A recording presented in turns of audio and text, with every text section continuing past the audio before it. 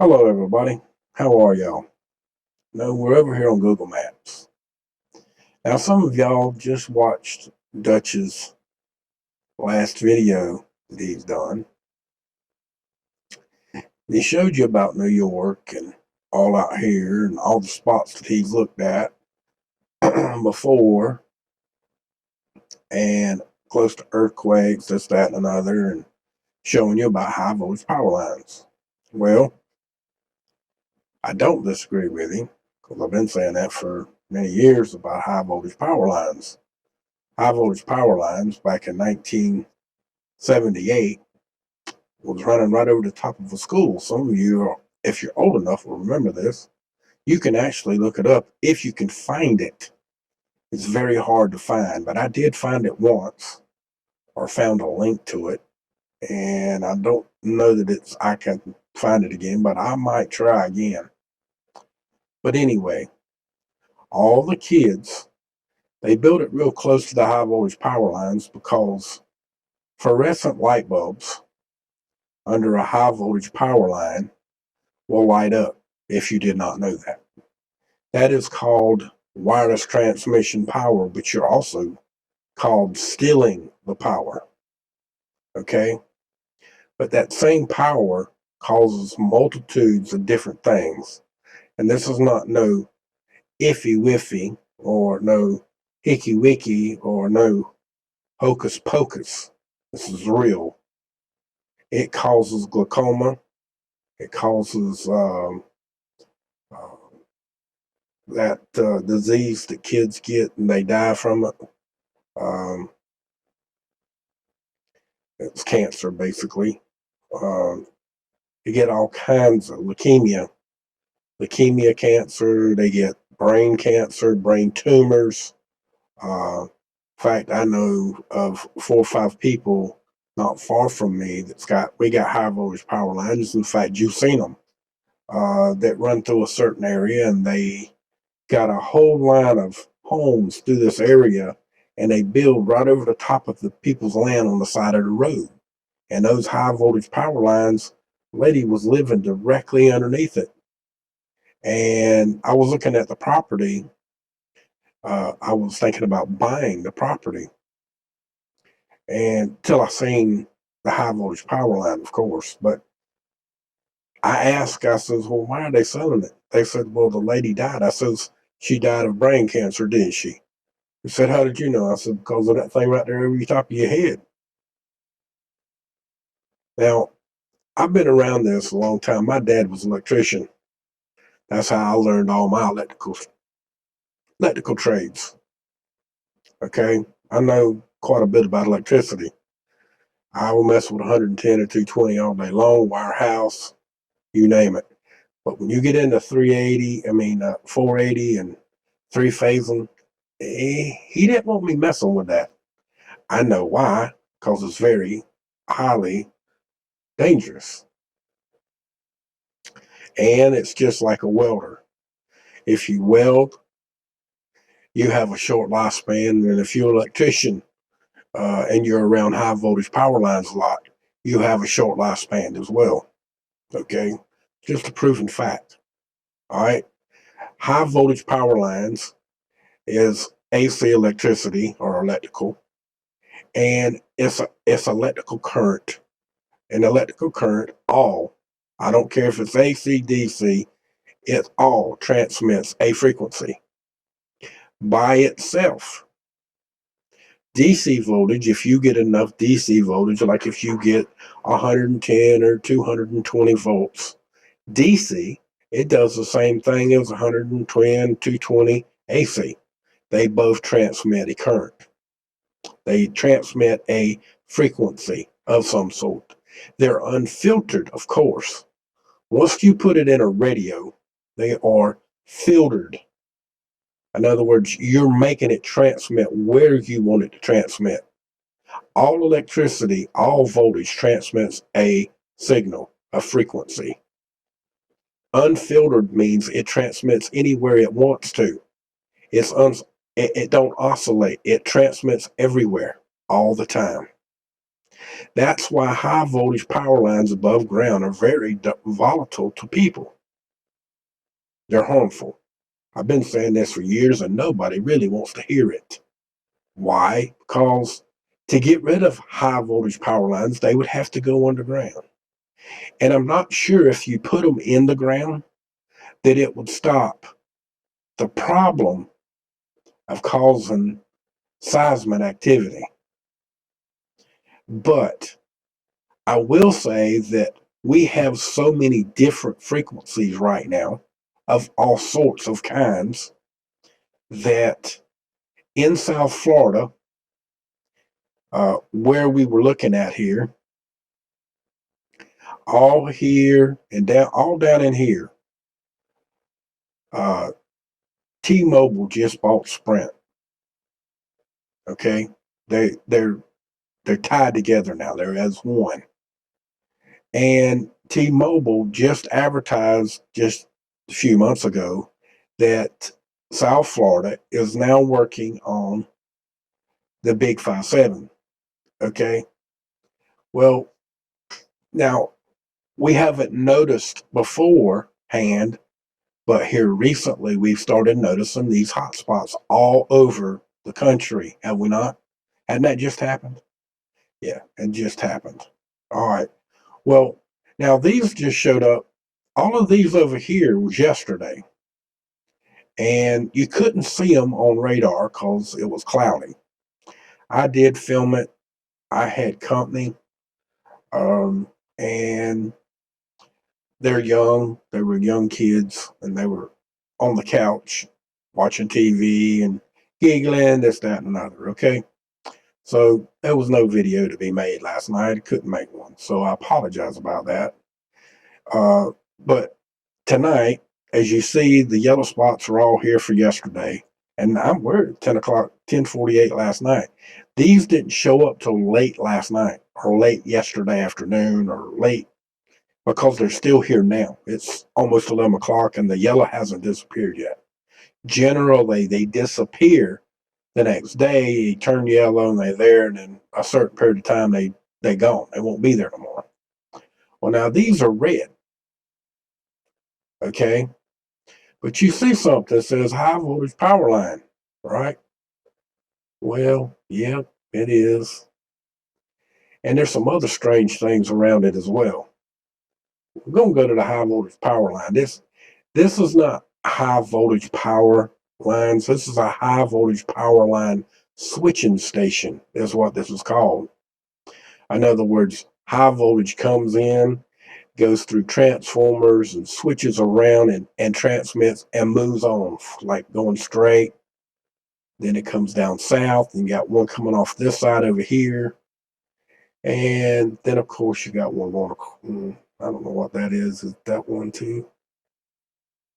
That could be a line going for that building there, but I ain't sure.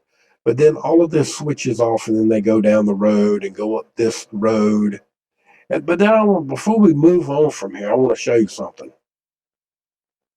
Now, this is coming off of that switching station too. The power line's coming down. But I don't know exactly what this is. But I do know what that and this and this and this is. Those are shields. In other words, it's like they're built for some sort of transmission shield. In other words, a radio signal shield. In other words, so frequency can't transmit either that way or it's receiving off of those for some other reason. Okay, it's transmitting. In other words, it's reflecting the signal back to an antenna or transmitting it back to a different area, like this big pole here, for instance. I can't tell you what that big pole is. I tried to go to the road map, but it don't work here because it's on a private road. But the issue is I think that right there is transmitting back the signal to the pole, or the pole is transmitting and it's catching the signal to transmit it away from the building and behind it. Why they got it open in the middle, I ain't quite sure. and I ain't quite sure that I'm exactly right on how it works. I just know that I have built antennas that favor this. A lot smaller, of course, but similar to that. All right. Now, I ain't sure what that place is. I do know it's military, or at least I think it is. There was something here that gave me that. Yeah, the military trucks are back here in the back. And right down the road here, there is more indication of military. Uh, Over in here, there is actually, yeah, see, here's something else. Here's some more tanks. They got pipelines that's coming out of them. They run, they go around over here. They go down into this big over here to the area over here. And I ain't quite sure what this is, but it kind of looks like a big turbine that they use on the spaceships. In other words, it's a rocket blast. But I ain't sure. We're not close to the Cape, so I don't know what it might be. I just know that this is military over here.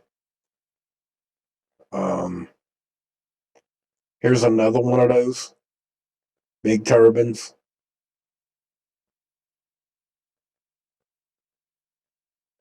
And see, and I ain't quite sure what that is either, but that right there looks like radar. And I'm pretty sure there's a military. It is military. There's a clock in base right there, verification base, doorway. Then over here, you see more pads, airline, see an airport, and military helicopter right there. As you see right there, there's one there. There's a bigger one right here. Okay.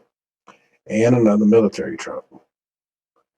So I'm pretty sure that I know what I'm talking about this being a military base. It's out in the middle of nowhere. Kinda. It's way out. And it goes in towards the big city.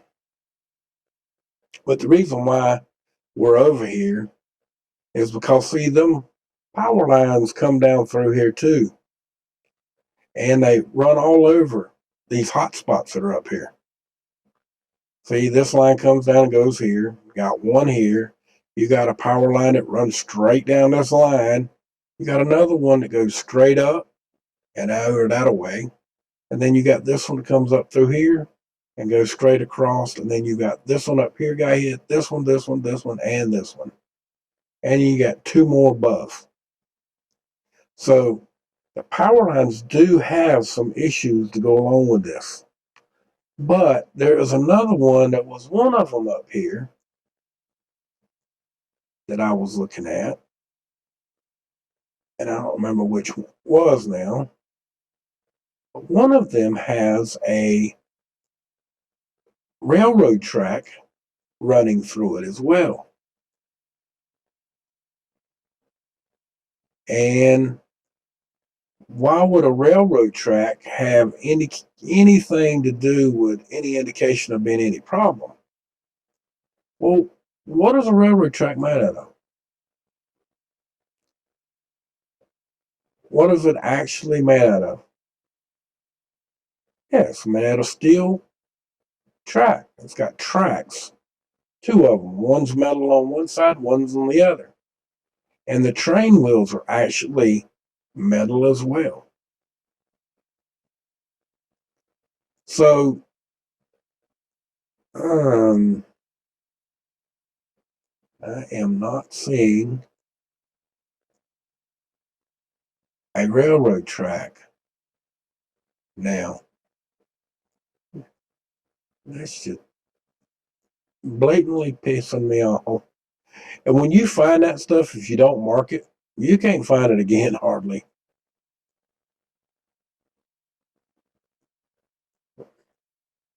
say that's it, but that's sharp.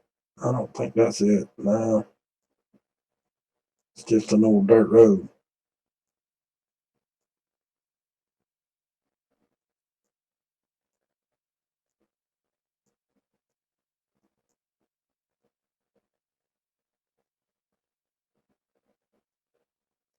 But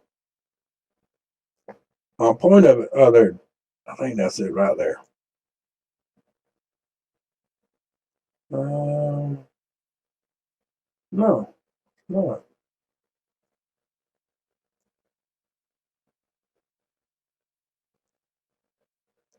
Well, I know it's here somewhere. There it is right there. Ah, I knew it run through one. See the railroad track right here? Now, in Florida, uh, railroad tracks used to run in a lot of different places. And some of the railroad tracks that did run through Florida are no longer here because they abandoned them, closed them down, or whatever the reason was. They didn't want to pay the rent on them no more for going across the land. I don't know. That happened about 15, maybe 20 years ago. There used to be a lot more railroad tracks being used in Florida than they are today. I mean, they kept all the mainlands, but all the little city roads that cut across and went over here and went over there, they kind of did away with them. But a railroad track is basic, even though there's no transmitted power through there. Okay, there's no power on a railroad track. I mean, what a railroad car, a rail car, if they got an engine problem, the wheels could be sending an electrical charge down to the tracks, but they're not. They're not. The tracks is not electrified to create power for the locomotive. The locomotive has diesel motors that generate high voltage electricity to run the electric motors. They are electric, but they got big diesel engines to create a generator system on it to run the motors. So that's for, I'm assuming, for more torque, and it costs less money to generate electricity than it does for the actual diesel motor to pull them. But the diesel motor, they still drag down when I put them under a load now. I mean, they're powerful. But my point of it is the electrical. See, the railroad track goes right through there. You got your high voltage power line going right across it. They go right across it. Whereas yeah, yeah. See, the high voltage line goes directly right across the railroad track right there. See, here's your railroad track, and here's your electrical line going right across in here. Why did that turn into such a small? And I hate to have to blow it out so far, but that's the electrical line. You see it. It's coming across, then it swaps and goes over there, and then comes down the road itself, the road next to the railroad track. Now, the railroad track is creating what you would call um, friction or static electricity coming, like when you take your foot with your particular type shoe and you rub it on the carpet and you touch something and you shoot a little blue arc off the end of your finger and it shocks you. Okay? Well, that's the static electricity. Well, a railroad track on the ground, insulated with rock and wood, they set on them cross ties, and the rail track is nailed to that wood. And there's rocks underneath it, so it's kind of insulated from the ground. All right. So it's building up a charge, electrical charge, like a capacitor. And now when it rains and this, that, and another, it puts out the charge. But the static electricity it's receiving is from the high voltage and all of the different radio frequencies, good, bad, the ugly, the indifferent, you name it, they're all out there. They're all being used. So they all create a frequency or static electricity that the railroad track receives. And if it's a line that's not being used a lot, there's going to be even more of that energy being charged on the track. Okay. So something's going to create enough charge eventually that it's going to arc. It's either going to come off of a high voltage power line, like at this, uh, where was the railroad? That's the high voltage power line. Yeah, here's the railroad track right here. So that the high voltage power line crossing over, even though it's high, at some point in time or another, that when it crosses over the railroad track going right across here, you can see the big power lines going across. Let's come in a little closer. I know it's going to be hard for you to see with the damn red in it too, but you see the high voltage power lines going across the road here, and they're crossing over the railroad track right here. So eventually, what could happen is enough static electricity from from the railroad track being your railroad, your ground, and then your high voltage power line that's carrying a ground across in the air as well because of your high voltage, that it could eventually create what you would call a lightning strike coming from the ground going to the sky from not necessarily from anything called a heat lightning, especially since it's in Florida. It's South Florida on top of that. So the temperature is probably 90 degrees and it has been cloudy down there. So the temperature could have changed or been hot enough that and enough static electricity and static has built up and it caused an arc over the lines and through the railroad track. It hit something and made a great big arc. Everybody would thought was lightning because it would have been seen for miles away at the nighttime. But during the daytime, it might have been just considered an arc, a flash. And if nobody was right here at this intersection, I'm not saying it happened here, but say it happened here during the daytime and they just happened to be a car not there to see it. Because I don't like there's a whole lot of traffic driving this road. There's 2 cars that I see.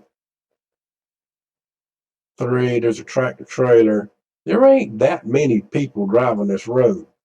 There's another tractor trailer, another car, and another tractor trailer. It's not like it's a very extremely super busy highway. You know what I'm saying? So it's very easily it can be missed. Point of it is that high voltage power lines and railroad tracks, which they're all metal and they all can carry electricity. Remember the little story I told you about the other night? Me and my buddy, or it was actually my cousin, me and my cousin, and a few other people. We would get on the railroad track and talk. I lived in Nassau County in Hilliard, and I had a railroad track that was right behind my house. And it was 1,600 feet. But I had a tower there. I didn't need no extra power. Okay. But when I was in the mobile and we would be out there in the woods hunting, that railroad track was always close. And if I needed to get in touch with somebody at my house or someone else that was coming to meet us or something hunting, the best place to do that was to get next to the railroad track and throw out a jumper cable and hook it to the railroad track and hook it to the frame of the truck or the bumper or whatever part of the still of the vehicle you had. And it would work for your antenna ground plane. In other words, it made your ground plane extremely large. And your ground plane, instead of being uh, 16 feet by 96 inches at the very widest of a car. I don't think they're nowhere near that wide, but I'm just giving it for instance, because that's what you can actually drive on the road, 96 inches. That'd be a tractor trailer, but a car's probably what, 65 or 70 on a pickup truck. Okay, so you got that wide a ground plane, but you hook it up to a railroad track, your ground plane just went miles. We're talking miles, hundreds of miles big. That's a big ground plane. In other words, let's just put it this way. You can do this experiment for yourself if you want to. If you got a CB radio and your buddy's got a CB radio, get you a long enough piece of wire that you can go hook it to the railroad track and have your buddy drive 100 miles away or further. Try 100 miles first, or 50. Go 50. See if you can talk to each other at 100 or 50 miles, or talk as far as you can, and then go, and the other guy that's on the driving line, that's driving down the road, when he gets to where you can't hear him no more, have your cell phone and contact your buddy and say, hey, look, I've lost contact with you. Find the railroad track, drive along the railroad track. There's plenty of railroad tracks that's got a long road. Drive until you can't hear each other no more. Okay? And then both of you hook your wire to the railroad track, but be far enough away in case a train comes, of course. You don't want to be on the track when a train comes. And then you go down to the other end and clip to that one and do the same thing, and then see if you can hear each other. And then if you can hear each other, say, well, damn, the guy that's hooked up to the stationary station, stay hooked up. The other guy, keep driving and go as far as you can. Go another however much further you want to, and try it again. And once you get there, hook up again and see if you go from not being able to hear them to hearing them real well. And that'll let you know that I'm not lying to you. I'm telling you a fact that I know happens, and it's right. And that's called a radio signal going further. But it's not. Really, it's not. It is transmitting through the air, but it's actually got two ground lines hooked to one another. You understand? In other words, the vehicle that's working, if you hook up on the same rail, in other words, like on this one right here, we're going to blow up on the track. All right, now there's your road. He's going to be driving this road. He's going to pull over in a spot like this. If both of you hook up to this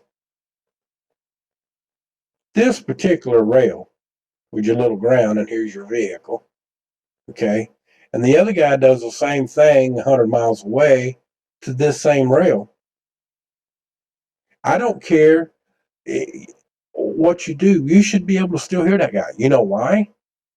Because that radio signal is getting its partial power of reception through that rail, and that rail is hooked up all the way down. So he should be able to hear you 100 miles away, where he shouldn't be able to talk to you more than 10. Do you understand now? And say y'all got 100 watt, let's say 100 watt kicker or amplifier, okay, or the radio transmits 100 watts. You should be able to probably talk 500-600 miles, as long as you stay hooked to the same rail. Now, even if you hook to the other rail, in other words, he has to cross over and go to this one, you should still be able to probably talk and hear each other 100 miles, no problem. Why? Because it's following the line down, it's following it. In other words, this guy's transmitting, it's going down that rail in both directions, of course. So it's traveling down that line, and this guy's doing the same thing. He's transmitting that way and this way, okay? And this would be 100 miles away, okay? That's 100 miles. Can't write it worth a damn, but you see my point. Now, we're looking a lot closer than 100 miles. I'm just using that as an example so you can see it. I can't blow you out 100 miles and make you see it all at one time. But I'm just using that as an illustration. Okay. That'd be 100 miles of transmission. And it does work. I've done it. I've done it 50 miles. I know for a fact it works. I also know that if you got someone that's out there that's got a big antenna and they can't hear you and you do hook to that rail, they can they automatically hear you 100 times better because your ground plane's bigger and they hear your ground plane, your transmitting going across that ground plane better than when you're not hooked to it because all you're transmitting over then is the ground itself, not a ground plane, which is a rail like that metal rail. That metal rail is holding your signal for a lot longer period of time down it. Now that means you're going to transmit if the railroad track is going north and south, then you're going to transmit north and south. You're not going to have much signal going off to the west or to the east. But if they're south of you or north of you, they're going to hear you a lot better. Like if you're talking skip around the world, does the same thing. You'll be able to hear somebody a whole lot better. Now, I'm not telling you that you can go out there and hook up to the rail and you can talk anywhere in the whole wide world. No, you can't do that. But you can talk a whole lot further than you can any other time, especially two guys hooking up to the same rail at 100, 200, maybe 3, 4, 500 miles. You're still connected to the same rail as long as you're connected to the same rail track. In other words, if you go 100, 200 miles down the road and that track don't split nowhere and it ain't got no divider in it nowhere, and it's actually the same rail, you should talk at least 300, 400 miles. In other words, if we was to blow out here,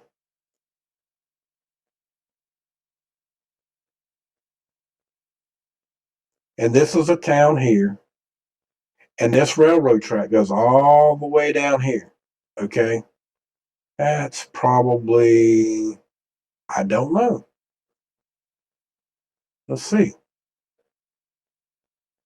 We'll go from here. We'll go straight through, and we're going to come right down here. That's 56 miles. That should be no problem to talk. None whatsoever.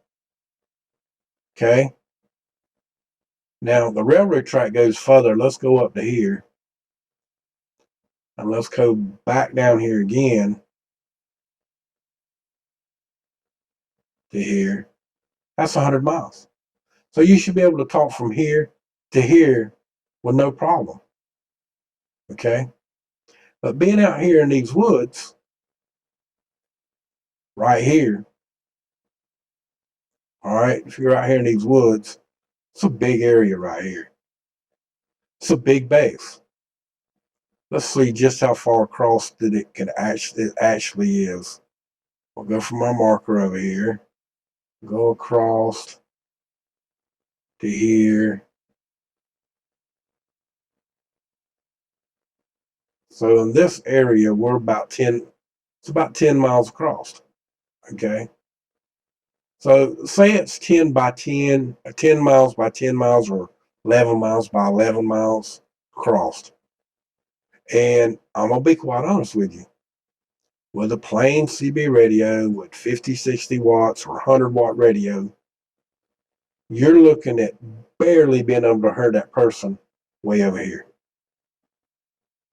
And now if you're talking on a 20-watt radio or 30-watt radio, whatever the CB radio actually puts out, which most radios is only supposed to put out 4 watts, but they do a little more, especially if you know a couple of tricks and this, that, and another. You can pump them up to about 20 watts.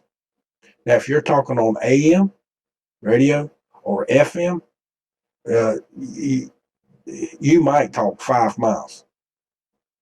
Okay, on a mobile radio with just the radio. Now, if you got one that's putting out 100 watts, you can double that. Okay, In other words, you could probably talk this, but it's going to be, in other words, if you're right here, you're going to be a whole lot louder to this person. But if you're way over here, you're going to be a lot weaker.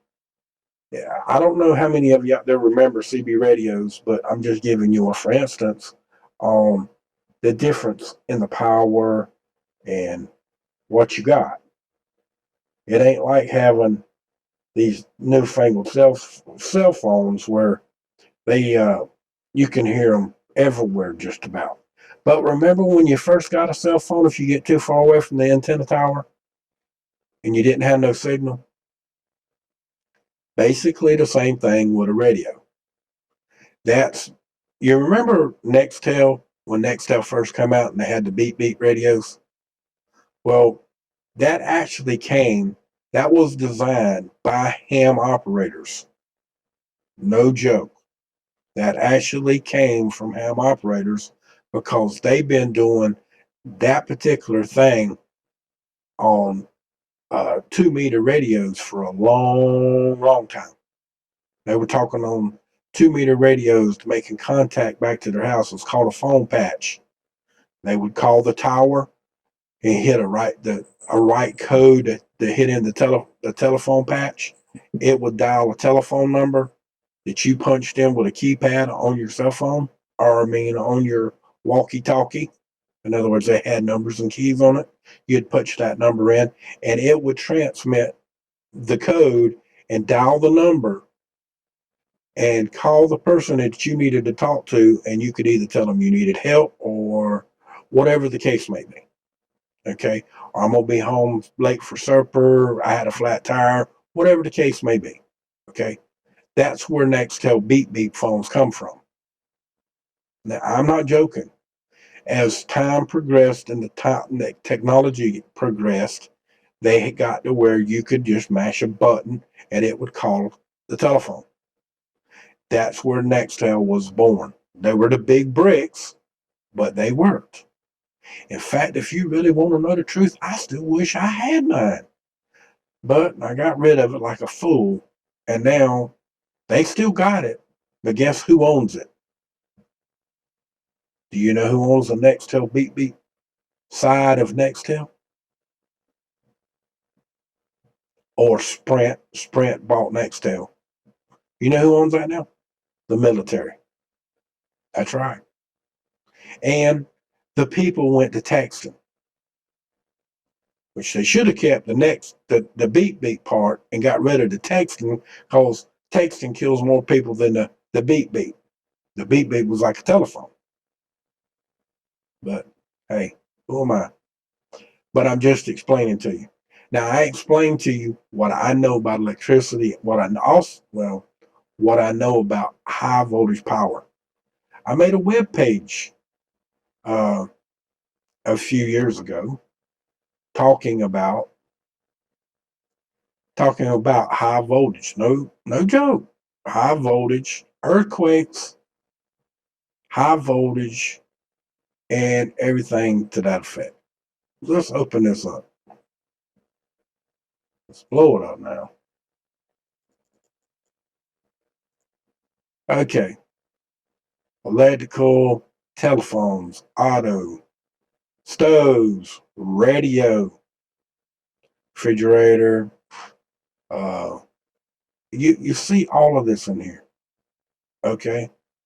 Now, what you're seeing that started in the early, probably in 70, around 70, was microwave oven. And they rocketed and they sky high and they went way up. What else went up? From the 80s, straight up. Okay. Doesn't tell you the frequency.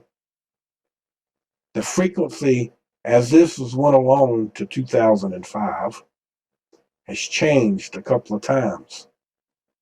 But now it's changed even more, has jumped even more since then. Okay? It's not in the 800 megahertz range anymore. It's not in the 900. It's not even in the 13s no more. It's all the way into, even though 900 is the beginning of microwave. It goes all the way to 96 now. I can't say the rest, but you understand what I mean when I say 96. And 2.4, right? And all in between there. One starts on the inside and cooks its product from here, this one. It cooks its food from the inside out. And that's on a particular thing called,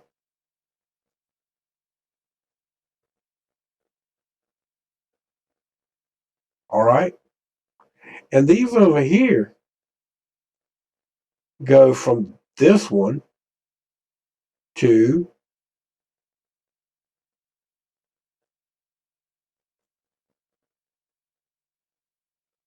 I drew that wrong. It don't have no point.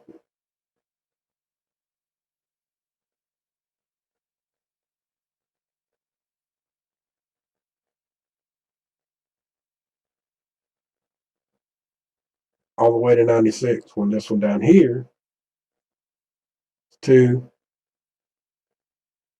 and you know what frequency it is. I'm just telling you the numbers. I'll tell you anything else, you know what's going to happen. Okay. And this is the new one. And this is the one we're using now. We're not supposed to be using this one. It's supposed to be still in the 900 megahertz range. Well, that's not entirely true anymore. Because I drove from, depends on, guess on what area you live in or where you at. Because I drove from here, I'll show you. Let's go back to the map.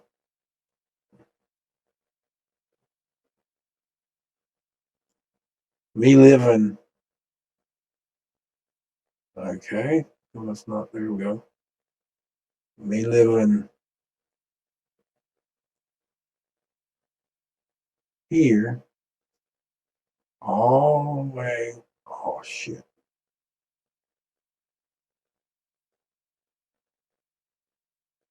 The damn thing won't move. Shit. Sorry. I'll try to show you, but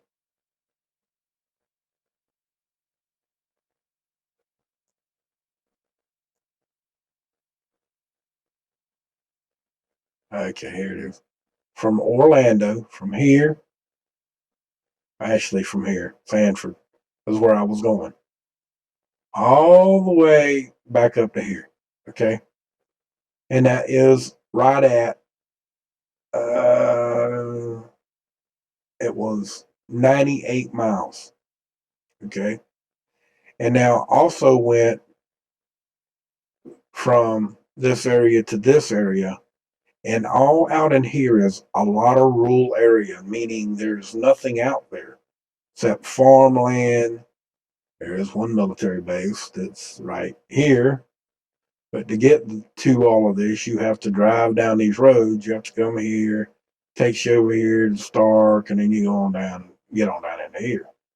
Now, I drove that several times, and I did the test with those little meters that y'all saw in that picture that I gave y'all the other day. Okay. Now, those pictures actually showed you what?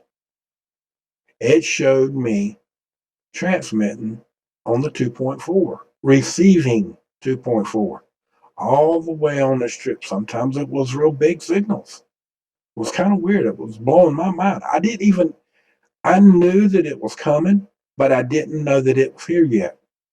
Yeah, I was totally shocked to see once I got away from my home and down and around and all out here, all out in this area right here. I want to show you. There's very little homes in here. This is all rural area. Now back in here, there's a few homes up in here, but you're getting close back to the city. Okay. I used to live right over here. But all of this See, all of this right here, this is the military base right here. But then you keep going, you go down this road, and all of it's all rural area. Most of this is rural. Now, this is back over here in the start, but all of this is all rural area. Nothing much out there. They should have been no signal much. Hardly any signal. You understand what I'm saying? Hardly any. Now, that looks like a big old city, but it really, really ain't. And then out here, all of this is rural area. I mean, there's a, I mean, it really is rural area. There's nothing much there but farmland. I mean, you catch a couple of glimpses of a little bit of something or another, like right here. There's a uh, little bitty thing you go through, and you're gone, and there you go. And you come into Waldo, which used to be a speed trap. But see, all of this is all out here is all rural. There's not nothing big, no big cities. You get to Gainesville. Now, Gainesville has gotten to be pretty good size. It's not super, super big, but it's pretty big. A lot of you know what Gainesville is. It's got a big hospital there called Shands. Yeah, it's a big hospital there. A college hospital, too, matter of fact. Uh, I think that's where the Gators are at. Yeah, the Florida Gators. But that's my point. I drove that, and the meters were going nuts the whole time I was driving, which I was blowing my mind. Couldn't believe that it was that strong of a signal. And what's bothering me even more, I said this to y'all before, why is South Florida having these? We don't have no fracking. We don't even have earthquakes. So why are these actually going, we're getting hotspots here? What did I tell you a minute ago about T-Mobile and Sprint? They just turned a loose what? The big 5-7. Y'all know what that is, right? They just turned that loose down here in South Florida. Don't believe me, look it up. It's only been a few months now. But that's supposed to be fully implemented, and they were been testing it for a while before they turned it loose. They just didn't tell nobody. But now, all of a sudden, we're getting what? Hotspots around high voltage power lines and railroad tracks. Sounds like to me we got some voltage jumps arcing somewhere. Something's causing an arc. Something's causing heat to format somehow. Somehow it's getting arced. Somehow it's shooting off plasma somewhere. And a big sort of it so you can see how hot it really is. Let's see if any of these actually have any number of anything on them. And look at there. So far, none. And this is the next day. Unknown. Why is it unknown? It ain't unknown. You know. You just don't want to tell us. Because no one can show why that's there. Unknown. Every one of them. Unknown. Why is it unknown? Their reason? I'm damned if I know.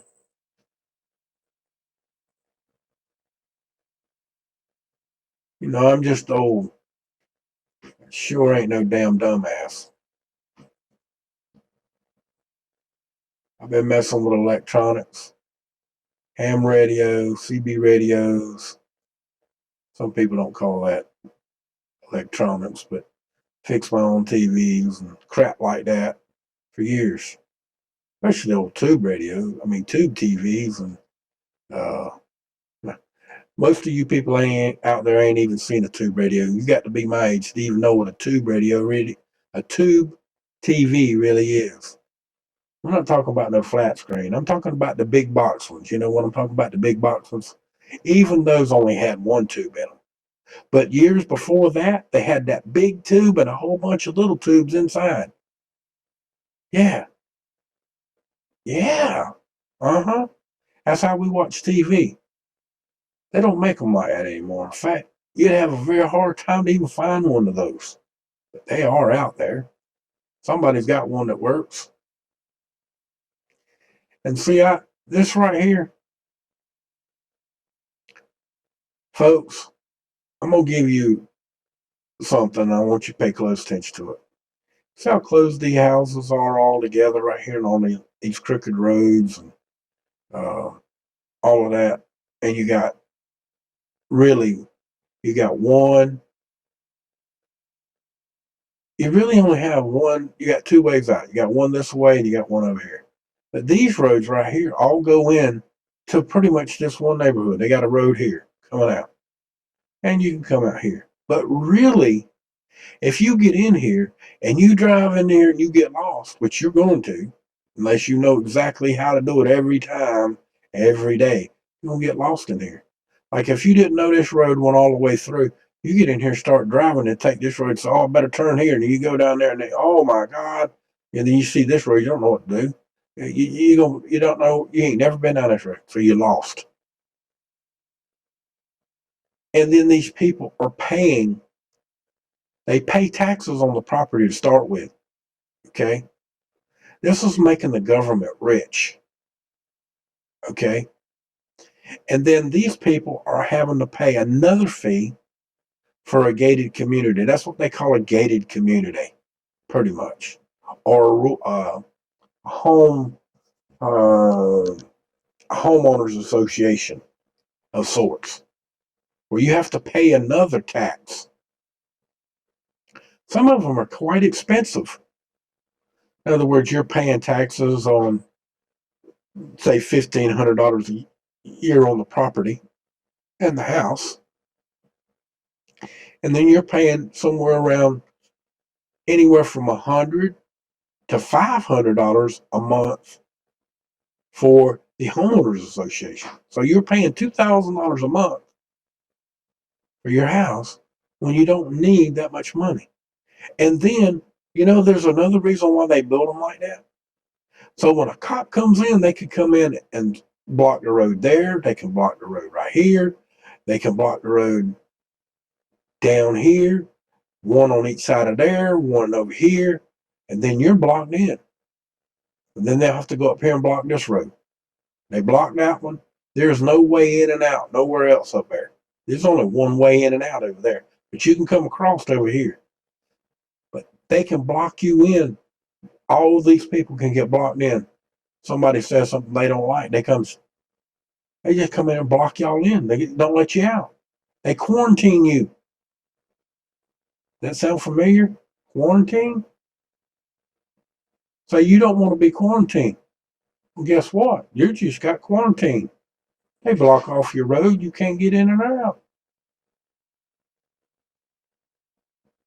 See how smart that is? But hey, it's up to you. You people, I've told y'all this before. Don't move into one of them places. If you don't buy them, they won't build them. They can't build them unless you buy them or rent them. Just the point. But I just wanted to let y'all know what I've been showing y'all for many years. And basically what I've been saying for many years about electrical energy. This is not just about electrical energy, this page. No, it's not. This is just one of the maps. Some of them are on here about earthquakes. See, earthquakes since the 1900s. Look how they've changed, and this map only goes to 2014. But look at the uptick in the chart. You see that? And then it's talking about different diseases on this one and earthquakes. There are all kinds of different things on these maps. You'll have to come here and look at them. All right, this is the one about heart disease, cancers, and stuff like that. Okay? Now, this is a big thing in heart disease, and then it's gone down some. Well, that's because of medicine, and they started finding out what was causing it. But all of it's caused by one thing, and one thing alone, and it has increased drastically in a lot of things. It's just a proof of fact, folks. I'm not lying to you. I've been saying this for years. Anytime we talk about frequency, I've always mentioned it. I've always mentioned a lot of different things. But earthquakes, tornadoes, bad weather, all kinds of things with electricity has happened over the years. And it is an experiment that I've done that shows the plasma antenna. This one too. You see there's two flames on this one. This was done with a radio. That's a ham antenna that I built especially for this project. You see the little tips where they got red hot and melted the metal back, which I had to change after so long of them melting back, changing the length of the antenna because they rolled back a good inch. So I'd have to make the antenna a little bit longer to overcome that. In fact, if I'd have kept doing that, the antenna would have melted all the way back to that thing, and it would have been a big old round ball right there or fell off. All of them would have burned off. And this is another one telling you about that heart was not shut down. But this is all of this, folks. I've been studying this a long time. I know what it is. It's been around for a long time. It's been here a long time. And of course, you know anything about electricity, you know anything about this, then you know that there's going to be a high voltage power line of some sort near some of these hot spots and maybe small earthquakes. Because like I've told y'all before, that AC and DC transmits a frequency. We already know that certain frequencies can trigger mild type earthquakes with just 100 watts. So if some of these earthquakes are only 0.1 magnitude, but they show up as an earthquake, then something real small might have caused it. Could have been a lightning bolt that come from ground and went to sky. Could have been a lot of different things. But frequency is one of the worst things that we can be talking about. And everybody runs up and down the street with all of that running in their hand 24/7. And in another 10, 15 years, the GOAT Foundation is going to accomplish, it's going to be accomplished what he set out to do by eliminating the population in his little TED program that he talked in and saying that's one way to regulate the population. I can't say the words no more because that's a no-no. But to regulate the population, okay, along with that and something else. So with that, folks, much love to all of y'all. Thank you for coming. Thank you for showing up. Thank you for coming and watching. Thank you for listening to an old man that don't know much, because most people don't listen to me no way. It doesn't matter. Sorry. That was the kitty cat. Knocked his bowl off the chair. Made a big noise. Scared the crap out of me.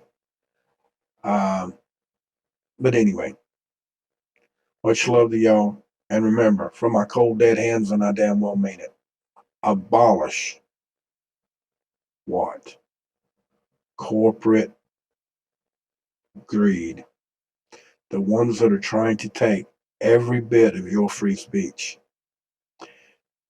And if you can't speak freely, you're just not free, and that's a fact. I wish other people in our realm would really start pushing the truth like that. There's only a few who got enough balls to do it.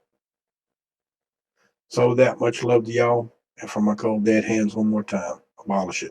I mean, abolish it. If we don't, we lose. Much love to y'all. Y'all have a good night. Now you here. Thank you for watching. Please don't forget to subscribe to the channel and hit the notification bell for YouTube.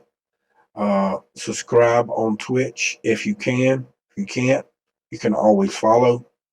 And on D Live, you can follow over there as well.